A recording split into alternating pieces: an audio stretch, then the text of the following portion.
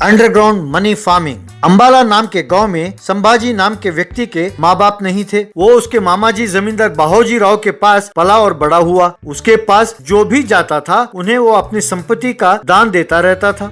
एक दिन उसके मामा जी बाहोजी राव उससे, क्यों रे नालायक, यूं बाप दादा के संपत्ति दान देते रहोगे, एक दिन तुम्हें भी भीख मांगना पड़ेगा। तुम्हारे इस दान पुण्य के चक्कर में तुम्हारे दादाजी की संपत्ति कब का चला गया। अब मैं तुम्हें और पाल नहीं सकता। तुम्हें जो खाना खिला रहा हूँ वो भी मेरे पैसों का ही खिला रहा हूँ। अब जाओ घर से, जाकर 4 पैसे कमाओ, तब तुम पैसे की कदर जान सकोगे, कहकर उसे घर से निकाल दिया। यूं अचानक बेघर होने पर संभाजी को समझ में नहीं आया कि क्या करे। यूं जंगल से गुजर रहा था तो एक साधु उसे तपस्या करता हुआ दिखाई दिया। ये भी उनके पास जाकर उन्हीं की तरह आसन डालकर तपस्या करने लगा। साधु ने आंख खोलकर उसे देखा और, तुम कौन हो बेटे, मेरी तरह तुम तपस्या क्यों कर रहे हो। स्वामी जी, मेरा कोई नहीं है। मेरे मामा जी ने मुझे ये कहकर घर से बाहर निकाल दिया कि मेरी सारी संपत्ति मेरे दान के कारण खत्म हो गई है। समझ में नहीं आता कि क्या करूं, आप ही कोई रास्ता बताइए, कहकर प्रार्थना करने लगा। संपत्ति के जाने की चिंता छोड़ दो बेटा, तुम बहुत महान बनोगे। तुम्हारी कुंडली बता रही है तुम खूब पैसे कमाओगे और सब में बांटोगे। तुम बहुत पैसों में खेलोगे। खाक खेलूंगा, सॉरी, मुझे आपसे ऐसे बात नहीं करना चाहिए, पर यहाँ रहने को घर नहीं है और आप कह रहे हैं कि मेरी महान कुंडली है, पैसों में खेलूंगा, ऐसे बोल रहे हैं आप। ऐसे ना कहो शंभू, मैंने अपनी तपस्या की शक्ति से एक पैसे उगाने वाले पेड़ की बीज तैयार किया है। मैं इसे किसी दुष्ट के हाथ में नहीं सौंपना चाहता, नेक इंसान के हाथ में देना चाहता हूँ। ये जानने के लिए कि तुम अच्छे हो या दुष्ट, एक परीक्षा रखूंगा। यदि तुम उसमें उत्तीर्ण हो गए तो वो बीज तुम्हें दे दूंगा। बाद में उस पेड़ में उगने वाले पैसों को तुम खूब एंजॉय करके मजे से रह सकते हो। उसके ऐसे कहते ही, मुझे कोई परीक्षा वरीक्षा नहीं चाहिए स्वामी जी, आप ही की तरह अपने पास बैठकर बस नाक बंद करके तपस्या करूंगा। एंजॉयमेंट की स्टेज को मैं पार कर चुका हूँ, अब ऑइंटमेंट का स्टेज में पहुँच गया हूँ। मुझे वो सब कुछ नहीं चाहिए स्वामी जी। तुम परीक्षा में पास हो गए बेटा, तुम्हें पैसों की लालच नहीं है। ये लो बीज, इसे अंडरग्राउंड में ही उगाओ, अंकुरित होकर पेड़ उगेगा, पेड़ पर पैसे लगेंगे, उसे नेक काम के लिए प्रयोग करो, कहकर पैसे लगने वाले पेड़ के बीज उसे सौंपा। स्वामी जी के कहे अनुसार उन बीजों को अंडरग्राउंड में बोया, उसे पानी डालने लगा। अंकुर फूटे, पेड़ उगे, उनमें पैसे लगे। उन पैसों को ले जाकर गांव में जरूरतमंदों को उसने बांटा। गांव की जरूरत वाले स्कूल और वाटर टैंक बनवाया। जो भी उसके पास मदद के लिए आता उसे मना किए बिना मदद करता रहता था। ये देखकर उसका मामा बाहोजी राव, अरे इस सांबोजी की सारी संपत्ति को मैं हड़प चुका हूँ, फिर भी इतने कम समय में इतने सारे पैसे इसने कैसे कमाया। उसे इतने सारे पैसे मिले कहाँ से हैं, इतना दान कर कैसे पाता है। इसके पीछे जरूर कोई राज है, वो क्या है मुझे पता लगाना होगा, कहकर हुलिया बदल कर सांबोजी के पास मदद के लिए गया। सांबोजी राव बड़े बड़े टोकरियों में पैसे रखकर जो भी आता उसे पैसे देता था। ये देखकर बाहोजी राव मन ही मन में, अरे टोकरी भरकर पैसे हैं इसके पास, इतने पैसे मैंने कहीं नहीं देखा, इसके पास कोई अक्षय पात्र है क्या, इतने सारे पैसे कहाँ से लाया। यूं सोच रहा था कि उसकी बारी आई। सांबोजी राव टोकरी से पैसे निकालकर बाहोजी राव के हाथ में रखने ही वाला था, पर इसे नकारते हुए, बेटा सांबोजी राव, मैं बूढ़ा हो गया हूँ, मुझे पैसों की लालच नहीं है, मैं तुम्हारा शिष्य बनूंगा, मैं तुम्हारी सेवा करूंगा। ठीक है ताऊ जी, तुम भी मेरी ही तरह हो, ठीक है मेरे पास ही रहो, अंडरग्राउंड में मेरा एक बगीचा है, तुम उसी का देखभाल करते रहो, चलो तुम्हें वो बाग दिखाता हूँ, कहकर अंडरग्राउंड मनी फार्मिंग के पास ले गया। वहाँ पेड़ पर पैसे लगे देखकर बाहोजी राव दंग रह गया। ये क्या, पेड़ पर पैसे उगे हैं, मेरे आंखों पर मुझे विश्वास नहीं होता।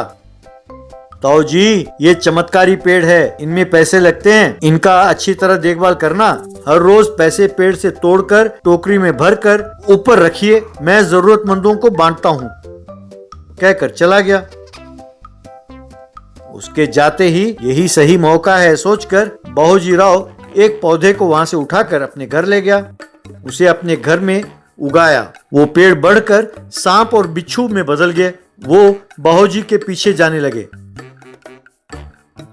बाबूजी राव भागते हुए, आए रे शांबो जी, मुझे बचाओ, मेरी अकल मारी गई थी जो मैं तुम्हारे पास बूढ़ा बनकर आया और तुम्हारे बाग से एक पेड़ को चुरा कर ले गया और अपने घर पर बोया। अब ये सांप और बिच्छू बनकर मेरे पीछे पड़े हैं। कहते ही शांबो जी ने उस सांप को अपने हाथ में लिया तो फिर वो सांप पैसों में बदल गई। मामा जी, मैं जानता था कि आप बूढ़ा बनकर मेरे पास आए थे। मैं जानता था कि ये पेड़ ही आपको सबक सिखाएगी। कम से कम अब से अच्छे काम कीजिए और खुशी से रहिए, कहकर उसे भेज दिया। फिर अंडरग्राउंड पेड़ में उगने वाले पैसों से लोगों की सेवा करते हुए खूब सारा अच्छा नाम कमाया। आइसक्रीम वड़ा पाव। बिलासपुर नाम के गांव में आनंद नाम का व्यक्ति वड़ा पाव बनाकर सड़क के किनारे रखकर बेचता था। आसपास के गांव में इसका वड़ा पाव बहुत मशहूर था। उसके पास बहुत सारे लोग ग्राहक आते थे। उसकी कमाई भी खूब होती थी। एक दिन इसके दुकान के सामने विजय नाम के व्यक्ति ने आइसक्रीम का दुकान खोला। तब से कोई भी इसके पास नहीं आता था। ये देखकर आनंद, अरे जब से इसने आइसक्रीम का दुकान खोला है कोई मेरे दुकान में आ नहीं रहा, ऐसी क्या खास बात है इसके दुकान में, यूं सोचकर वो विजय के दुकान पर गया। आनंद को अपनी दुकान पर आते देखकर विजय अपने नौकरों को बुलाकर, सुनो, आनंद आ रहा है, इसे बैठने के लिए जगह नहीं होनी चाहिए। जिस टेबल पर भी वो जाए कह देना कि वो रिजर्व्ड है, नहीं तो कह देना कि पीछे कस्टमर काफी देर से वेट कर रहा है सर, ऐसा कहकर उसे खड़ा ही रखना। वे भी मान गए। जैसे ही आनंद एक टेबल पर गया तो वेटर ने वैसा ही कहा जैसे उसके बॉस ने उसे बताया था। आनंद को बैठने के लिए जगह ही नहीं मिला। काफी देर तक वेट करने के बाद आनंद वहां सर्व कर रहे एक लड़की को बुलाकर, सुनो, बैठने के लिए जगह ना हो तो कोई बात नहीं, पर यहां जो सबसे बढ़िया आइसक्रीम हो वो लाकर मुझे देना। वो लड़की जाकर ले आई। आनंद खड़े खड़े ही उसे खाने लगा। स्वाद बहुत बढ़िया था। उसका लुत्फ उठाता हुआ आनंद, वाह, स्वाद तो बहुत बढ़िया है, इसीलिए लोगों की यहाँ भीड़ लगी हुई है, पर मैं तो इतनी बड़ी दुकान नहीं बना सकता, इतने सारे लोगों को नौकरी पर भी नहीं रख सकता, पर कुछ ना कुछ तो करना होगा, यूं मन में सोच रहा था। तभी विजय वहाँ आया। आनंद को देखकर जून जताते हुए मानो तभी उसे देखा हो, अरे आनंद कैसे हो, ये क्या, यूं आनंद को खड़ा क्यों रखा है, इसे बैठने के लिए जगह नहीं दिखा सकते थे, कहकर नौकरों को डांटने वाला था। अरे नहीं विजय बाबू, आपका आइसक्रीम बहुत स्वादिष्ट है, इसीलिए लोगों की यहाँ भीड़ लगी है, और नहीं तो क्या, आइसक्रीम कोई सड़क के किनारे बिकने वाला वड़ा पाव थोड़ी है, कहकर उसका मखौल करने लगा। ठीक है, वैसे भी तुम्हें दुकान बंद करना होगा, क्या तुम मेरे दुकान में काम करोगे, अच्छी मजदूरी मिलेगी। नहीं विजय बाबू, मैंने कभी मजदूरी नहीं किया, मुझे अपना ही काम करने की आदत है, वैसे यूं मेरा मजाक उड़ाना ठीक नहीं है। ठीक है, देखते जाइए, कल से आपके दुकान पर आने वाले मेरे दुकान के बाहर लाइन में खड़े होंगे, ऐसा मैं कुछ करूंगा। लाइन लगाएंगे, कैसे लगाएंगे लाइन, ग्राहक तो है नहीं, तो क्या तुम्हें भीख डालने के लिए लाइन में खड़े होंगे कहकर हंसने लगा। उसकी बातों से आनंद बिल्कुल भी निराश नहीं हुआ। कोई बात नहीं विजय बाबू, आप हंसिए, आज जितना चाहे हंस लीजिए, कल से हंसने के लिए कुछ नहीं होगा। अच्छा, तुम क्या करोगे, मेरी दुकान से बड़ी दुकान बनाओगे, या फिर मेरे दुकान में जो सुंदर लड़कियां हैं उनसे भी सुंदर लड़कियों को लाकर वेट्रेस बनाओगे कहकर हंसा। आनंद कोई जवाब ना देकर वहां से चला गया। अगले दिन सवेरे एक नई सोच के साथ उसने वड़ा पाव की दुकान खोला। वड़ा पाव के बीच में आइसक्रीम रखकर बेचने लगा। आओ भाई आओ, आप जिस वड़ा पाव को बड़े चाव से खाते आए हो, अब अलग अलग किस्म के बिल्कुल फ्लेवर वाले आइसक्रीम के साथ साथ मिल रहा है। आपके पसंदीदा आइसक्रीम वड़ा पाव में मिलेगा। ऐसा कहते ही लोग आनंद के दुकान पर उमड़ने लगे। वड़ा पाव आइसक्रीम के लिए लोगों में खूब मांग थी। सब लाइन में खड़े होकर खरीदने लगे।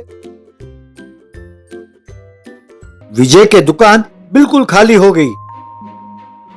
एक भी ग्राहक नहीं आया। अब विजय का बहुत बुरा हाल था। तब विजय आनंद के पास आया और, मुझे माफ करो आनंद, मैं पैसों की अकड़ में घमंडी हो गया था। कोई बात नहीं विजय बाबू, आपके पास जो था आपने दिखाया, मेरे पास जो बुद्धिमानी है मैंने वो दिखाया। बस यही फर्क है। आप जाइए और अपनी दुकान को नुकसान होने से कैसे ऊपर उठाना है वो सोचिए। कोई उपाय ना सूझे तो मशवरे के लिए मेरे पास आएं। मेरे पास कई उपाय हैं, पर मैं मुफ्त में सलाह नहीं देता। उसका फीस लगेगा, क्योंकि अब मैं बिजनेस कंसल्टेंट हूँ। जरूर, मैं तुमसे जरूर सीखूंगा। कोई बढ़िया सलाह देकर मुझे भी बिजनेस बढ़ाने का एक मार्ग बताओ।